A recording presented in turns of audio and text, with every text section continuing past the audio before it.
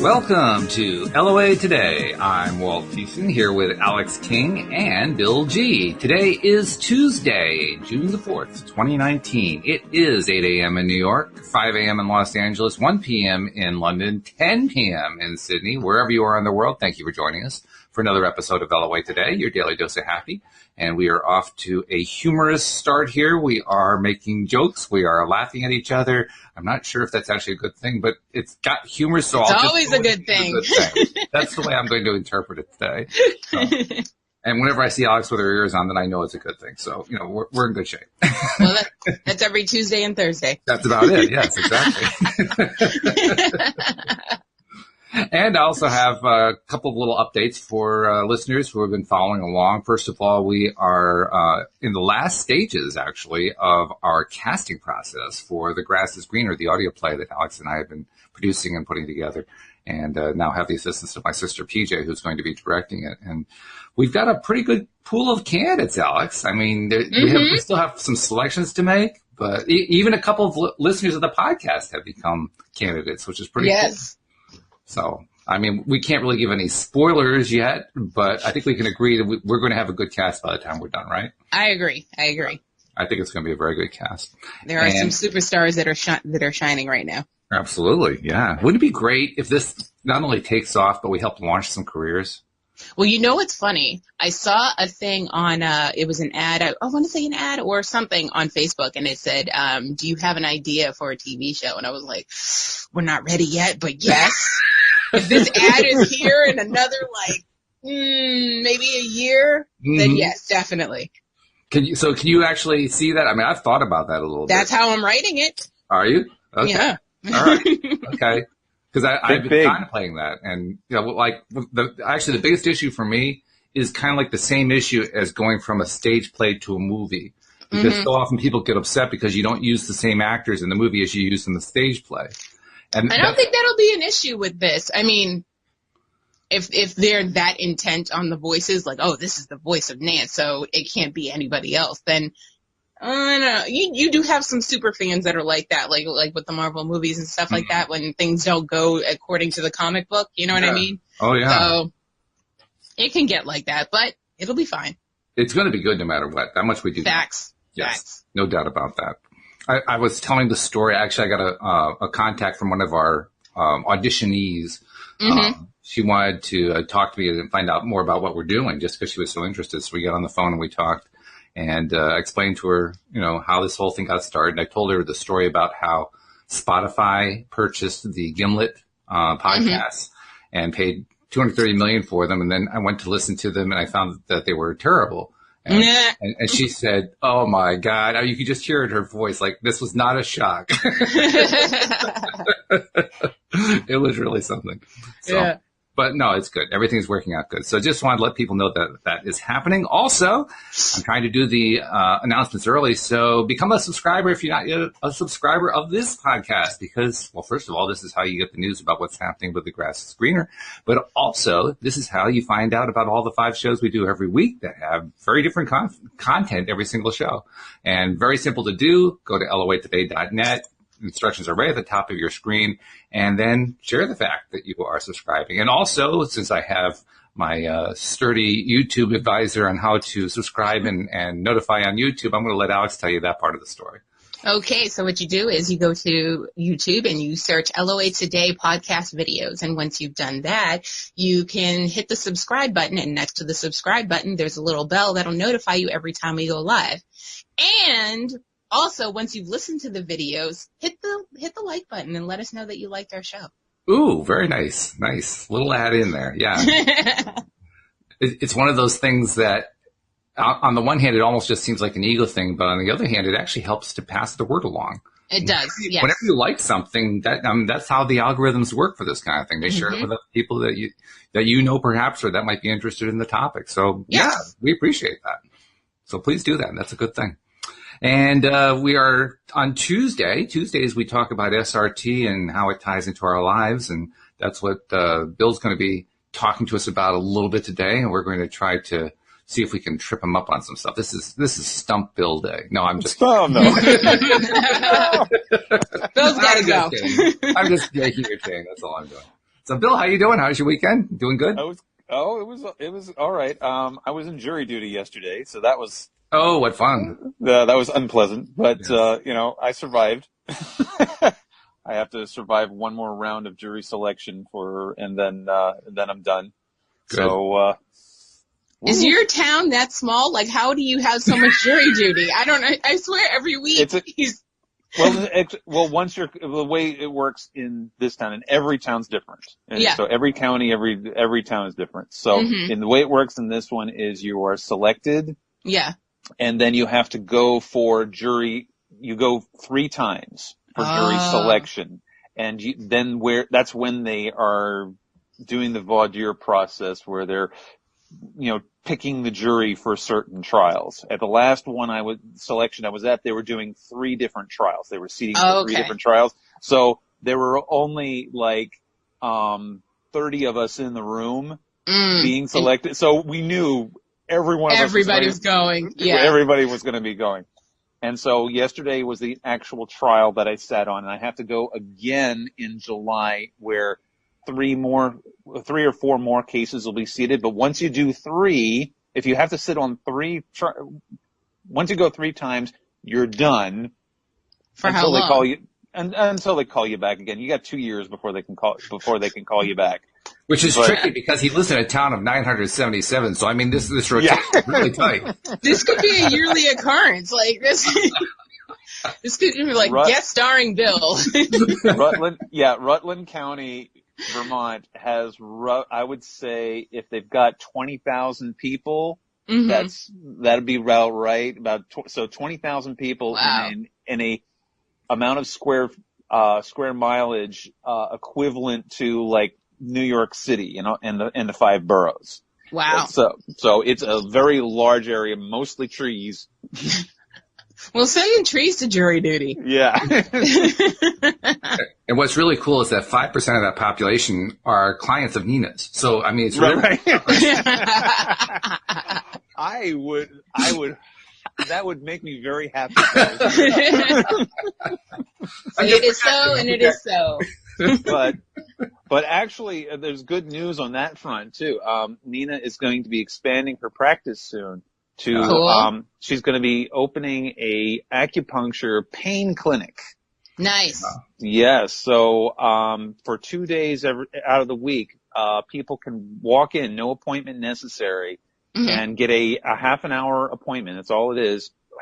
30 minutes, 6 needles, and, using a system called the Dr. Tong technique. And that greatly reduces pain. It's a model that's been used in several different localities, especially high working class areas, where people generally can't afford or they don't have health insurance that covers acupuncture. So the price is affordable for people just to walk in. You can go and see the acupuncturist twice a week to reduce your pain and inflammation.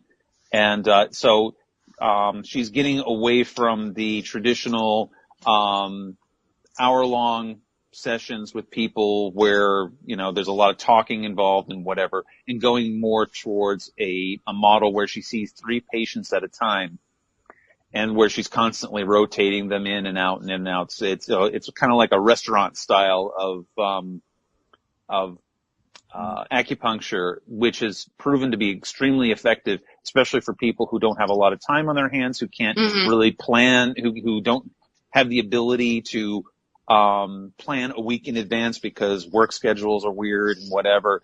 And so you just walk in, lay on the table, or you wait 30 minutes for the table to get available. You do your thing and you go home. Cool.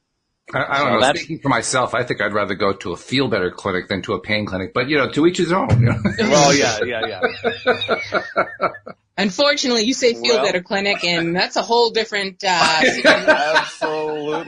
People are going to be walking in there surprised. Well, we recently took a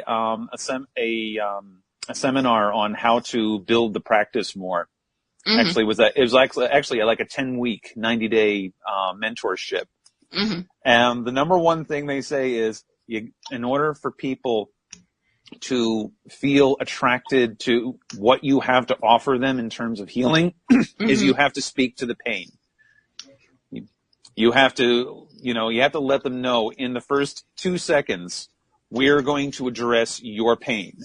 Yes. And Mm-hmm. if you have pain, and that's something I do with my own thing too, because what I tell people is, people come to see me when they are at a crossroads in their life. Mm-hmm. If you are at a crossroads in your life and you feel like you don't know which direction you're going and you feel like your life's kind of falling apart or whatever, that's when you come and see me, Mm-hmm. because I will help you, or Spirit is going to help you figure out where you are now, what are the programs that you're running right now, Mm-hmm.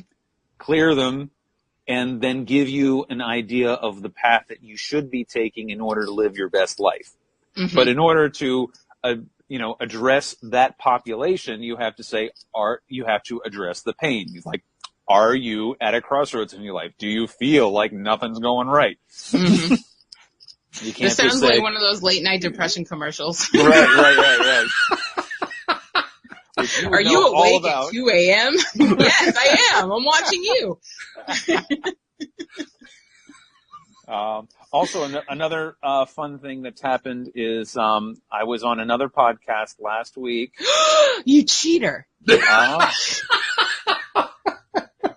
Hey, I did a lot of cross promotion of you guys. So okay, all right, fair enough. So fair is fair. I'm doing as long as the other woman knows about me. That's all I care about. Yes. You see, I really didn't mean it when I said that we were in a humorous mood today. Yes. I was dead serious. This is not a joke. Okay.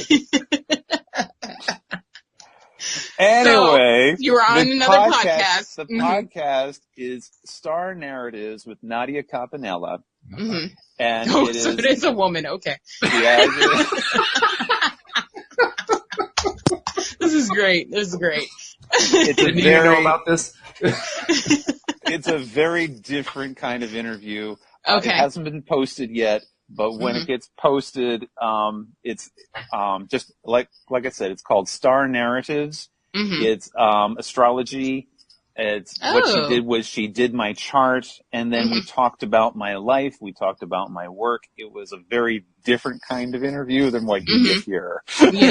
Yeah. Well, let's be honest. Virtually every interview is a different interview from what you get here. Facts. Right. That goes with the territory, you know. Okay. So anyway, what are we talking about today? I asked you first. We are talking about SRT because that's what I do, spiritual response therapy. And I'm reading excerpts out of my book, which is Conscious Conduit, A User's Guide to Ascension. By the way, as a side note, I've outlined my new book, which hopefully I'll be writing this summer and have it done by the fall. It's going to be Conscious Conduit, A User's Guide to Ascension, Part 2, but it's probably not going to be called that. That's just a working title.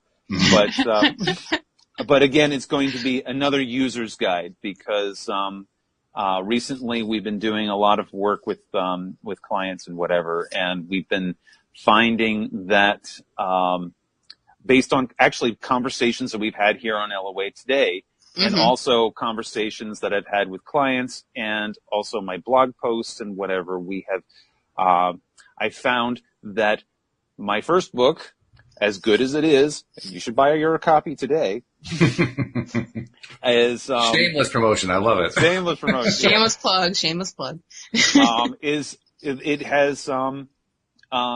This new book is going to go deeper into that, into how to use this stuff in your everyday life in order to make yourself, live your best life. So, it's going to be pretty awesome. So anyway. So Alex, I think this means you and I have to be on our best behavior because we're going to be quoted in a book now. So we got to be careful. Listen, if I'm going to be quoted, I want you to quote me for me. I'm not going to be on my best behavior. You guys, I love it. All right. Take away. I guarantee you guys, I guarantee you guys will be in the book. Okay. Then it's going to be an amazing book because I keep the 100 awesome. All day, every day. Okay. So anyway, we've in the past episodes, we've talked about the pendulum. We've been talking about what makes a good pendulum. And I'm specifically focusing on chapter 2 of the book of Conscious Conduit, which is called Pendulum Wise. Uh-huh. Now, the first part of the book, I'm talking about what makes a good pendulum. Mm-hmm. And what materials you should look for, what materials you should avoid, and that sort of thing. So we talked a little bit about that when you and I were talking with Linda Armstrong. I was going to say I missed that. Yeah. Well, we talked about that in the sense that some people like crystals. I generally shy away from crystals because they have their own energetic signature, but but doing spirit research work, you want something that's a little more inert.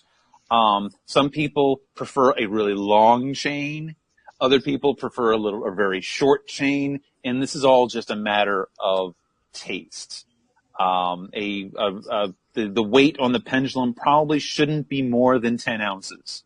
Anything more than that, and it just gets it can cramp your wrist. It can, whatever. You don't want anything more than that. You don't want anything really a whole lot lighter than that either, because you need to be able to feel some kind of heft to your pendulum. Okay? Mm-hmm. So. No, I'm feeling like I screwed up because when I bought my pendulum, I didn't weigh it. Well, the thing is, when I was writing the chapter, I was like, okay, what makes a good pendulum? Because I had a whole variety. I was making some for a show that I was doing. I was selling them. And I was like, okay, all right, this one feels good. This one feels, okay. This one feels, whoa, this one's kind of heavy. And I was like, I bet you there's a lot of people out there that, would like some guidance on this stuff. Because when you go shopping for a pendulum, you're thinking, one pendulum's just like any other. But, there's variety out there. There's fancy ones. I did one that's still on my stuff to sell, and what I did was I went to Hobby Lobby and got a whole bunch of weights. And some of them are really, really fancy with a lot of bling to them. So, and there's other ones that are quite plain. Oh, yeah. I like the one that Linda has that she calls her etheric weaver. It's made of a whole bunch of different stuff. I really don't know what it's made of, but it's cool looking. It looks actually much too heavy to actually use on a regular basis, but it's great looking. It looks fabulous. So for myself, I recommend something like this. It's got a piece of plastic at the end of it. It's got a relatively short chain, and it's got a little thing at the top so you can hold on to it so that when it's spinning, it doesn't fly out of your hand. Mm-hmm. Mm-hmm. Very practical. When also a nice thing about having something this small is that it can fit right in your pocket, and you can take it with you wherever you go. Mm-hmm. Okay, so the pendulum is not just an excellent tool for SRT. Spirit informs me that the pendulum is an excellent tool to help you navigate your everyday life. If your health or financial security is preventing you from doing the work, then your high self wants you to get those things taken care of. So doing spirit work does not come with a vow of poverty. That's nice to know. Yes. So the reason why spirit encourages you to use the pendulum in this manner, because some people may say, followers of Wicca were like, oh, no, you can't do that because anything you do that's selfish for your own personal gain, you're going to develop bad karma with. Yeah. And spirit comes back and says, not so much, because the reason why spirit, in order for you to be a channel for high self, you have to be able to live. Mm-hmm. So your health, your fitness, your financial security need to be intact in order for you to do the work. And nothing is more important than the work. The work is the most important thing because we're all in this process of ascension. The energy is crazy and is going to continue to get crazier. So if you're going to be doing the work, you need to be able to be doing, you need to make sure that you have the things in order for you to live. And that means attracting the good things in your life. You know, money, security, shelter, your basic needs have to be met in order for you to do the work. Now, the biggest challenge with using the pendulum to increase your own health and prosperity is getting over our old friend, that ego. Remember, the ego is a selfish, apathetic, and rarely satisfied entity. So the ego has no place when it comes to increasing one's property and health. So your ego, so that's something that's very interesting. Because the ego sees the world through the lens of the zero-sum game. And for those who don't know, the zero-sum game is the belief that in order for someone to get ahead in the world, somebody else needs to lose. There are winners and losers. Okay, does that make sense? Mm-hmm. And, well, I'm not sure it makes sense. I understand what you're saying. I think it makes very little sense, but yes. Right. It makes little sense. But so as long as your ego has been reduced down to less than that 3%, I've talked about the 3% before, mm-hmm. you can do the work and you can get the things that you need. But again, you need to reduce that ego, because the ego, like I said, it's selfish, it's apathetic, and it's generally, and it's never satisfied. Your sense of I want is never gets satisfied.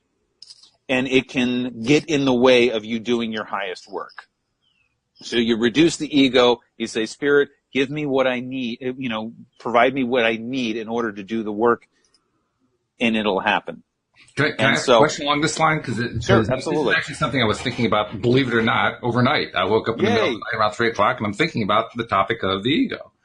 And it occurred to me, I just wanted to run this by you, see what you think. It occurred to me that when we're talking about the ego getting in the way, another way of saying the same thing is we're focusing on what we don't really want. Right. We're focusing on lack. We're focusing on, I don't have it. We're focusing on, oh God, I'm in such pain. I really want this other thing. We're focusing on what we don't want. Right. We do a lot of that. Or worse, focusing on that the belief that in order for me to get ahead or for me to succeed, someone else needs to fail. Yeah. Mm-hmm. Yeah, I mean, all of those are positions of, well, do you really want to attract what that brings along? That's right. My mind. Do you really want that? Talk about karma. That would be a bad thing.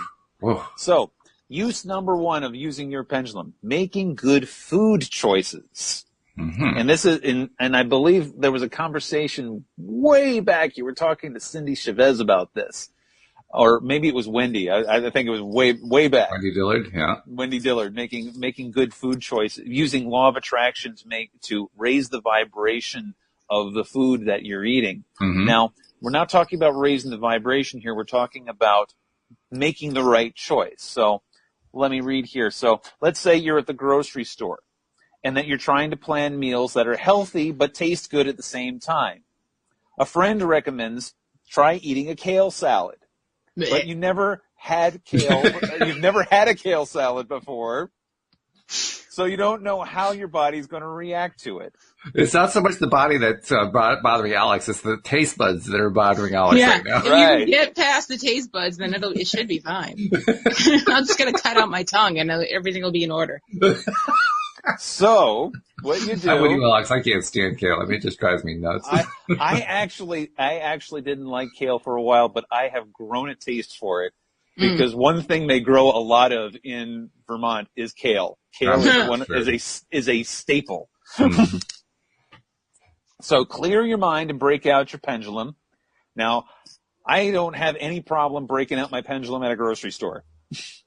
Some people have a problem with breaking out their pendulums at a grocery store because they feel like it attracts unwanted attention. I've seen some awful strange things at grocery stores, so really that wouldn't bother me much at all by comparison. Oh, my God. So, here's an example. Would you believe that our grocery store has a robot? Ooh, fun. It goes around on the floor and scares kids half to death. I mean, I have no idea what the purpose of this robot is, but they have a robot. Okay. Oh, fun. All right. Taking over humans' jobs. That's great. So anyway, first of all, you ask high self the percentage of benefit. And again, the wording of this question is important, because if you ask the question from a position of ego, you're not going to get the right answer. If you're going to ask the question, am I going to enjoy this disgusting kale salad? You've already answered your question. This is true, and I don't have to wave a pendulum around to know that. Right. So first of all, you ask your high self. Now we're assuming you've never had a kale salad before. So okay. So imagine some other kind of vegetable that you're being encouraged, like arugula or spicy greens or anything, any kind of vegetable or food or prepared food that someone says, oh, no, you really need to eat this because this is going to make you feel better. Okay? Now, you have no idea. Candied beets. Yeah. Just or any kind of food. That's a hashtag nope on everything you just said. We're assuming here that you are looking to change your diet for the better. All right. Well, you didn't say that part. I mean, come on. For the sake of conversation, yes. Yes, for the sake of conversation, and actually, that resistance you're giving me is your ego. Mm-hmm. Is your ego it's saying? Me. It's saying Which is why it's important to reduce the ego. Yes. Reduce the ego and then say, okay, ask high self the percentage of benefit you will derive by eating that kale salad. Since most people do not bring their SRT charts with them to the grocery store, imagine. I mean, I do. I don't know what everybody else is thinking. I don't, like, how do you gotta bring all your lists. You gotta bring the grocery list. I mean, I don't know. I didn't say I was a bad writer. Okay. So what you do is in front of you, you imagine a fan chart, in your mind, where the extreme left is 0 and the extreme right is 100. And so then you just ask, what is the percentage of benefit? And see where the pendulum goes. Question. Yes. Now, if you're imagining the chart, wouldn't your ego get in the way and create? Well, we've already reduced the ego. And again, you've worded the question to avoid the ego getting back into it. Because the question is, what is the percentage of benefit to my body that this is going to have? You're not asking any question about enjoyment. You're not asking any question about taste. And you're not even asking any questions about, and so we're seeing Alex in the grocery store right now. We're imagining Alex in the grocery store. She's at the produce aisle. She's looking at that kale salad thinking, oh my God, my doctor says I really, really should eat this. Okay. All right. Everybody stand back. That's what I would do, actually. Everybody stand back and break out that pendulum. It's like, okay, ego, I'm going to forget for a moment that looks disgusting. It doesn't look disgusting. It just tastes disgusting. I'm going to forget for a moment that tastes disgusting. I'm going to forget for a moment how, what that feels like in my mouth, the texture. Yuck, yuck, yuck, yuck. I'm going to forget about that. I'm simply asking the question, percentage of benefit that my body is going to derive by eating that particular item. I don't think that's going to work. I mean, you basically just outlined it in a way that's going to make you focus on, I don't like this thing. No, you're not. If you really want to take your mind off of that, you got to focus on what you're going to like about it. You haven't stated anything like that. Right. Well, it's again that is. But that's ego too. Like you can't go either way. Well, again, I'm focusing on the percentage of benefit to my body. Okay. So I'm reducing the ego. I'm saying, okay, I'm going to assume for a moment that there is no taste involved. I'm taking that out of it. Ego is taking a back seat. We're just looking at percentage of benefits. And so then the pendulum's going to give you a response from anywhere between 1 to 100%, 0 to 100% of benefit. If you get anything greater than 80%, then you ask the question, is there a way that this can be prepared that I'm going to have enjoyment of that food item? Yes and no. I mean, for me, I think I'd reverse the order of the questions, because the moment that I've been talking about how I'm going to take out of my mind this thing that I dislike is the moment I'm focusing on the thing that I dislike. So if I want to turn that around, I gotta, before I even ask the pendulum anything, I gotta think to myself, well, let's see, is there some way that I could enjoy this thing? So I can change that vibration around. Otherwise, I mean, I could say, I could deny it all I want to, but it's still going to be there. That vibration's still going to be there. I agree with you. I agree with you, because you're dealing with something you've already tasted and already decided that you didn't like. Yeah. Now, again, what I'm using here as an example is you've never tasted it before. This is something you've never tasted before. We did assume that. Yes. That's true.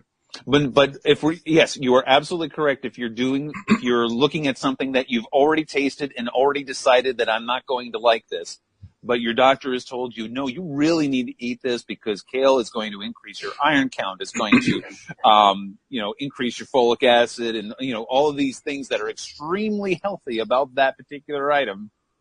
You really, really need to do it. And you're like, okay, all right, I'm just going to ask Spirit if it agrees with my doctor here. I'm going to first ask, is there a way that this can be prepared that I am going to enjoy? And if the answer comes back, yes, that there is a way, okay, all right, there is a way. Personally, my personal taste when it comes to kale, I do not like eating kale raw. I think it is, I don't like the texture. I don't like, it's very gritty. And so I'm not particularly fond of eating kale raw, but I love it sauteed. Okay. So if you throw some olive oil in the pan, you chop up some garlic. Cut off the stems, for God's sake. You chop it up, and you saute it with a little bit of soy sauce, and I love it that way. I think that is the best way to have it prepared. Okay. Now, not everybody's going to like it that way. Some people like a raw kale salad where you got quinoa thrown in and some cranberries and some oil and vinegar. Some people like that. I'm not overly fond of that, but I need to eat more kale in my diet. Therefore, that's how I'm going to prepare it, so that way I can get maximum enjoyment out of it. Does that make sense? Yeah, that makes more sense. I'm more with you now. Yeah, my mind is still saying, oh God, not kale, but beside that part, okay. So anyway, you're asking the question, you're getting a higher than 80% that this is going to be very good for you. And so now you're asking the question of, how can I prepare this so that I can get the maximum enjoyment out of it? Because face it, I mean, there are lots and lots of diets out there that are extremely good for you that people are like, nope, not going to happen. Not going to happen, because that is not only looks disgusting, it tastes disgusting, and give me my meat. I wanted that thing full of carcinogens, done on the barbecue. I don't care if it's bad for me, and I don't care that it's killing me. That's what I'm going to eat. Well, I'm also going to speak in favor of the idea that I don't think in terms of eating the so-called bad stuff as if it were bad. Right. And I do that for the reason that Abraham teaches about. I love the example they give. The example they give is somebody who is overweight, wanting to lose some weight, and they're tempted about going into an ice cream parlor. Right. Mm-hmm. Abraham says, if you go into that ice cream parlor with the mindset that is actually a healthy mindset, and it's a feel-good mindset, and it's a trim and thin mindset, you can eat 1,000 gallons of ice cream and you won't put on any weight. Because that's an interesting concept. Yeah, mindset. And I remember, I mean, you mentioned Wendy Dillard. Wendy was the one that I had that conversation with. Right. We both were talking about that book. I actually also had that conversation with David Barkey when he was also a co-host. And I love Wendy's comment. She says, I'm sure I read that before. Mm-hmm. But because I've had weight issues, because she has had weight issues most of her life, she says, I guarantee you, when I got that, I said, yeah, well, that's not working. I'll just go on to the next part. She just missed it. And that's what most people do. They listen to that and they say, well, that's nonsense. So I'm just going to go on to the next thing. Mm-hmm. Well, maybe reevaluate that. I mean, I really do think it's important to shift the way we think about things. Yeah. And I go into that before we go into doing anything with the pendulum or any other method. I think the thought process has to come first. I go into that in detail in chapter 3 of the book. Oh, okay. Is how to raise the vibration of the food, because sometimes we go into, say, a restaurant, or we're hanging out with friends and whatever, where our food choices, we can't make the maximum food choices, because it's not every day that when we're out, we're going out with friends where, everybody wants to go to a steakhouse and you want to go to the vegan bistro. Mm-hmm. Well, so majority rules, and you're now sitting there at the steakhouse, you look at the menu or you go to a barbecue place and whatever, and you're looking at the menu and you're like, well, I can sit here and say to everybody, well, I can't eat anything, and, make everybody miserable because, you're going to be, you're coming off as the Debbie Downer. As the Debbie Downer of the group. Especially yourself, because they're all eating food that you're going to get a lot of enjoyment out of. Mm-hmm. And you're like, no. Or you can get your side of broccoli and be happy. Right. I spent about 8 years in my 30s being a pescatarian, which is someone who doesn't eat land animals, but I would eat fish, and I would eat a mostly vegetarian diet. Mm-hmm. And when the biggest challenge with that diet is going out to eat, because I'm also allergic to peppers. Oh, dear. Yeah, that is a problem. And when you get most vegetarian dishes at restaurants have precarious amount of peppers in it. I like that word. They got to bring it alive somehow. Yep. And so oftentimes I would go to a restaurant and I would be searching the menu for anything I could eat. And then I would find something and not get a whole lot of enjoyment out of it because everybody else is getting other things. Mm-hmm. And so eventually I ended that diet because it was just, especially when I moved to Kentucky. Oh my God, that was very difficult in Kentucky. That would be impossible. Not a lot of seafood in Kentucky. Not a whole lot of seafood in Kentucky, and almost everything has meat in it in Kentucky. Facts. And so I was like, okay, I'm just going to raise the vibration of what I'm eating rather than being the Debbie Downer of the group. So, and that's where that whole thing came in where, okay, I'm going to use spirit to raise the vibration of what I eat. Okay. So that's but when you go to a grocery store though, and you're planning out the menu of what you're going to be eating, you do have a lot more choices in front of you. You don't have to go to the meat section and buy pounds and pounds of hamburger because you've got a whole grocery store. You've got a lot more choices in front of you. You can choose, instead of going to the main chain grocery store, you can go to the local organic co-op, or you can go to the Whole Foods, or you can go to, there are stores out there now that promote a healthy lifestyle. Mm-hmm. And if you have trouble with the Abraham Hicks idea of walking into a ice cream parlor and eating gallons of ice cream and not gaining a pound, if you've got a problem with that, yeah, I wouldn't actually do that if there's a problem. Let me just put that little statement out there. We're not recommending that you go eat 1,000 gallons of ice cream if you don't have the right mindset, because it's not going to work the way you're hoping. Well, there goes my plans for the day.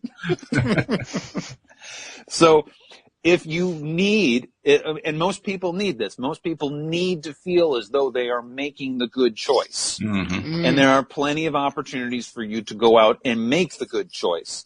And again, you go in there and I see them because I go shopping at a health food store every week, and I see the people, you see the faces, you get to recognize the faces of everybody who goes shopping there, especially in Vermont.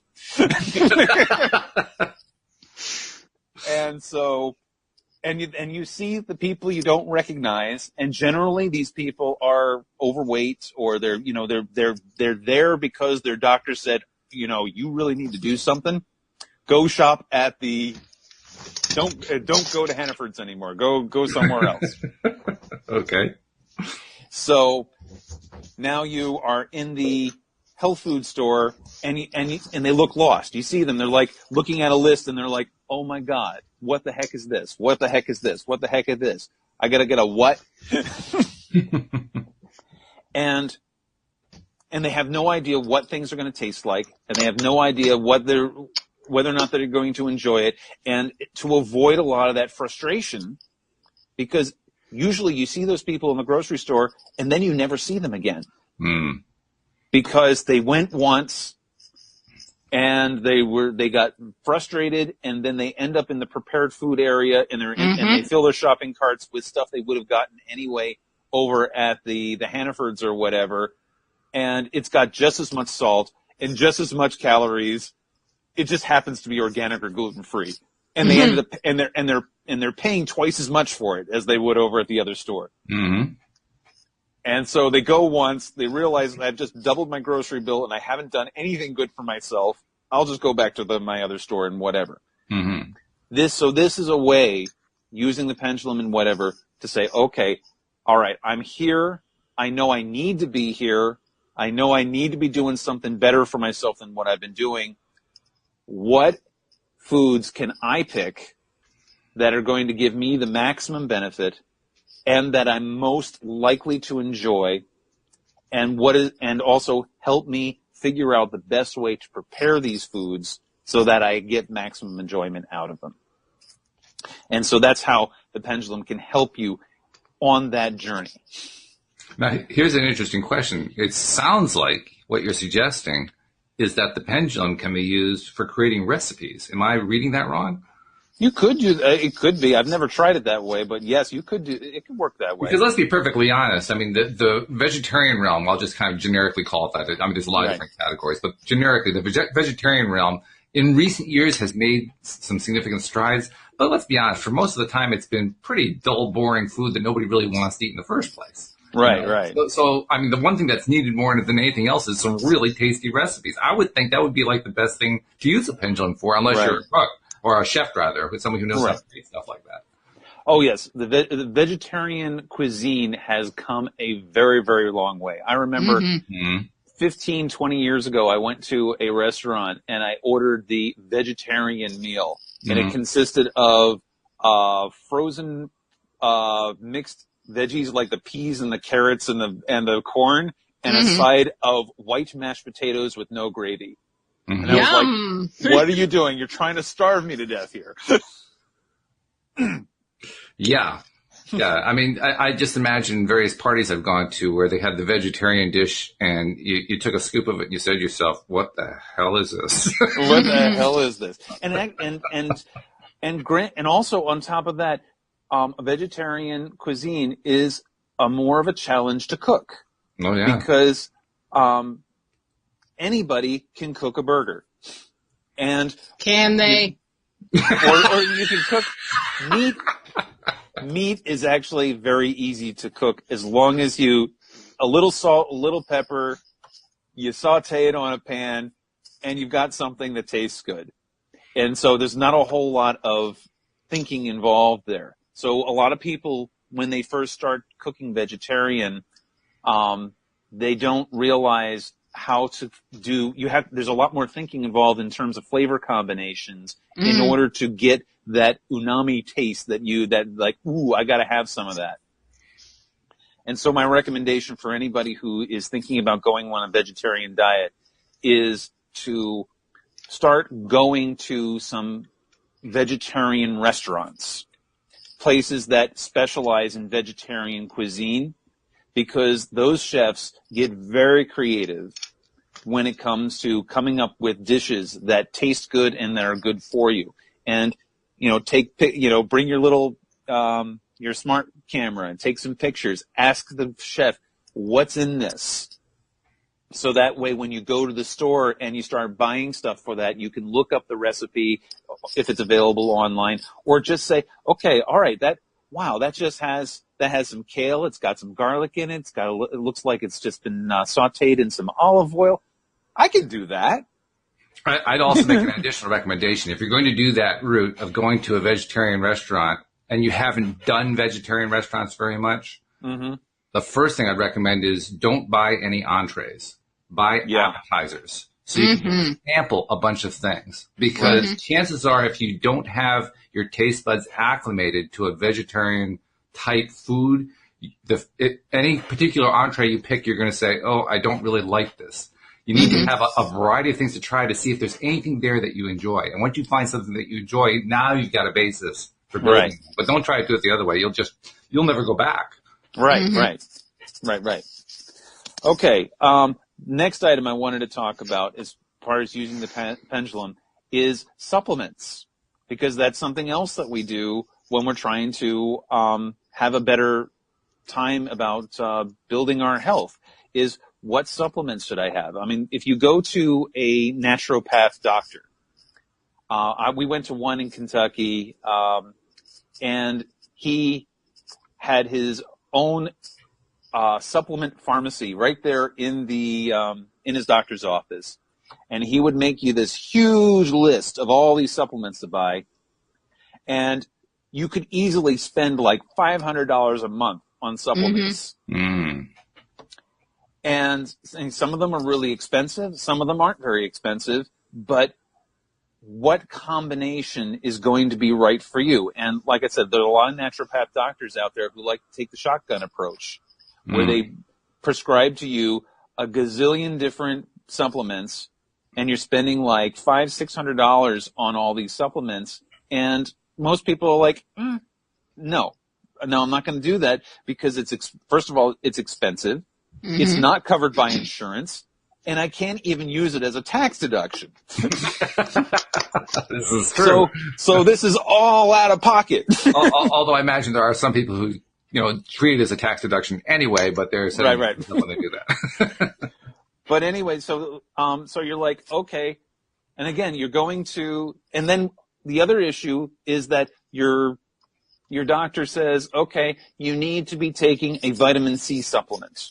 We'll go simple. We'll say a vitamin C supplement. And so you go to the supplement aisle, and you're just like, okay, I need vitamin C. And then you look on the shelf, and there are a dozen different vitamin C blends for you to pick from. And then you're like, oh my God, which one do I pick? Suddenly the red meat looks a whole lot more appetizing. And suddenly and you're like, okay, I can choose. And then you look at the prices, and you're like, okay, that one has 600 pills for $50. This one has 400 pills for $25. And you're like, do I use price? What the heck am I doing here? Oranges are a lot cheaper, and they cure scurvy. I'm just saying. I think you're on the right track there, Alex. Personally, I agree with you. Yeah, but oranges only have trace amounts of vitamin C, whereas your vitamin C supplements have a lot more bang for their buck. With the oranges, the vitamins are actually alive. That's true. The vitamins are actually alive, and they're active, and they do things, whereas the ones in the pills, they're dead. Not necessarily. There are a lot of them where they are alive. But again, which one do I pick? Which one's going to give me the right benefit? And so you break out your pendulum. And say you've got like 5 shelves in front of you. There's like, you've got a shelf. That's easy. You just see which direction the pendulum goes in. That's pretty simple. Exactly. You say, okay, high self, which shelf is it on? Well, and actually the first question is there anything here I should be taking? That's a good question. And if the answer comes back no. Then leave the store. Then you can, or at least then you, the aisle. and then you ask the question, is there anything here I should be taking? And then if it says yes, and then you're like, oh, something different. Mm-hmm. Tell me, Spirit, which shelf is it on? And it tells you which shelf it's on. And then you start going down the aisle, and then you use your left hand to touch the top of the bottle. Say, is it this one? Is it this one? Is it this one? And then when you get the yes response, then you look at the bottle, and it could be something completely different than what your doctor recommended. Flintstone chewables. No, I'm sorry. Solves every problem. There you go. High in vitamin C. I have been doing this for vitamin supplements for a long time, and Flintstones chewables never comes up. They never do. Oh dear. Okay. So now we have, so now you got something completely different. And it's like, oh, wait a second. My doctor said increase my vitamin C, and now I've got this pill that's not vitamin C. What do? You call your doctor.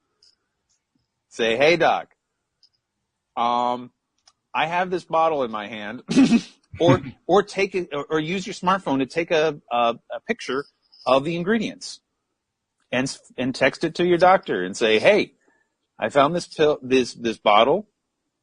I feel compelled that I should have it. Is this something that's going to hurt me? Is this something going to be contraindicated with any medications I'm taking? Because you don't want to take something if it's going to be contraindicated with a medication you take, because that's bad news. Right. Generally, Spirit won't guide you to stuff like that. But just to be on the safe side, this is not medical advice I'm giving here. Always. Yes, we should also do that. We should put out the disclaimer. We're not giving medical advice on the show. This is not medical advice. I'm not even sure we're giving humor advice, to be honest, but that's all right. Right. I am. So you say, okay, I got this bottle. Doc, is this something okay for me to take? And oftentimes you will find that this was not just, this is what your doctor wanted you to take in the first place, but they thought maybe it was a little too out there for you. Or you say, hey, can you check this one out and see if it's good for me? And they do the research on it, and they're like, hey, wow, that's something. How'd you come up with that? That is actually a lot better for you than what I recommended. You should take that. This has happened on more than one occasion, where we were at the health food store, and we were, Nina and I had clients that we were working with. And one of them had this very rare condition, and there is a herb that they could take in order to improve their condition. And so we went to the health food store, and we asked the Pendulum, it's like, all right, is this what he should be taking? And it was highly recommended. It was peer-reviewed, whatever. This is what you should be taking for this particular condition that you have. Is this what he should be taking? No. We're like, okay. All right. And so we said, okay, clearing our minds. We're saying the whole shelf, every vitamin in here, every supplement in here is fair game now. Which one is it? And it narrowed down to this one very obscure bottle of supplement that, when we read the indications, what it's for, was not for that condition at all. And we were like, okay, that doesn't make a whole lot of sense. And so we took the bottle home, we did some research on it, and we found that in a clinical study, 2% of the people who were treated with this particular supplement saw not just decent results, but dramatically decent results. But it was only 2%. I was going to say. But it was only 2% of the population of the study. So they didn't print that on the bottle because, it doesn't represent a significant population. Right. But 2% of the people, it had extremely significant improvement. Mm-hmm. And so we gave it to him, and the patient had that dramatically significant improvement. Mm-hmm. Because they happen to be a member of that 2% population. That's pretty cool. Because what that really is pointing to is the idea that there's no such thing as an average person. So the real question isn't whether or not something will help the average person. The real question is, will it help you? Right. Mm-hmm. And the thing is, we would have never known that if we didn't have the pendulum at the the herbal pharmacy to tell us which would be the supplement of the highest benefit for this particular patient. Mm-hmm. Because there are hundreds and thousands of different supplements out there right now. Mm-hmm. And so you never know. So your doctor says, okay, he gives you a prescription. Take this one, this one, this one, this one. And if they happen to be a distributor of a certain brand, they're going to recommend that brand because, they get a percentage of that because that's how the way the business model works. But what's right for you? Well, you don't know what's really right for you because everyone's unique. And so you use the pendulum to say, okay, is this the one I'm going to get the maximum benefit out of? Or is there something else I should be taking that's going to be giving me a better benefit? And if the pendulum comes back and says, hey, you need to be taking, there is something better out there that you could be taking. Okay, which one is it? And then when you find it, you tell your doctor, you say, okay, this one is what was recommended by my high self or whatever. Or if you don't want to say high self because you think that's too woo out there for your doctor to handle, you say, a friend recommended this one. Is it okay if I take this one instead? And if they give you the green light on that, take it because you've gotten the green light from high self and you've got the green light from your doctor that you can take it. And generally you will find much, much better results in your overall health by taking the supplement that is better for you because high self was involved in that selection. Does that make sense? Yeah, it does. No, we've got just a couple minutes left. I want to get a question in before we're out of time here. Sure. You have no problem bringing a pendulum to a health food store or any other store. Personally, I'm too self-conscious to do that. So my question is, can I do the same thing online? Can I get up images on my screen of various stuff? Absolutely. Yes. And I don't have to leave the comfort of my home. I can leave my slippers on, Right. And what you can do with that is you take a piece of paper and you put it horizontal and right across the top of it, the names of the different supplements you can choose from and say, okay, pendulum, pick out the right one. Okay. And first ask the question, are any of these things right? Yeah, that's a good start. Yeah, that's the start. Are any of these right? Yeah. Mm-hmm. And then if it comes back no, then you throw the piece of paper away and you start over. Which saves a lot of gas. It absolutely. But wastes a lot of paper. It does. But that's why I was thinking you could do it on your screen because, if you have any kind of artistic skill on the computer, you could just draw it on the screen and when you're done, you erase it and, don't have a file. Oh yeah, well, whatever works for you. Yeah. But yes, it's I cannot tell you how many times I've used this and I've had good results every single time. Mm-hmm. Okay. Well, that's worth not just for myself, but also for clients. Mm-hmm. Well, yeah, I would think. I would imagine that's where you would use it more often, just because you are a consultant. That's what you do, right? And we've got a lot of health food stores around. You got co-ops. You've got even going into like someplace like GNC and whatever. You first ask the question before you come into the store: is there anything in this store that can help me? Well, that's handy. If you get a no answer, then you're done. Then you're done. Next door. Your next door, right. So very good stuff. All right. Well, this has been interesting, and actually I got something good out of it. The idea that, I can actually use the pendulum to pick stuff like that, and I don't have to go to the store to do it, which makes me feel good, So now my ego is satisfied because I don't really have to, go up and do it in front of a whole bunch of people staring at me saying, what the frig is that guy doing? So, right. So with that pleasant thought in mind, I will thank you for that presentation. And Alex, I'll be talking to you next on Thursday we go with Joel Elson. So looking forward to that. Thank you to our live stream and especially to our podcast listeners because you guys are wonderful. By the way, I got to tell you guys, our listenership per show is up. Since we started doing it 5 days a week, once a day instead of twice a day, we're now averaging about 250 people per episode. So it's definitely up a lot. So, nice. So thank you to our listeners. Thank you to my co-hosts as well. And we will see you all next time here on LOA Today. Goodbye, everybody.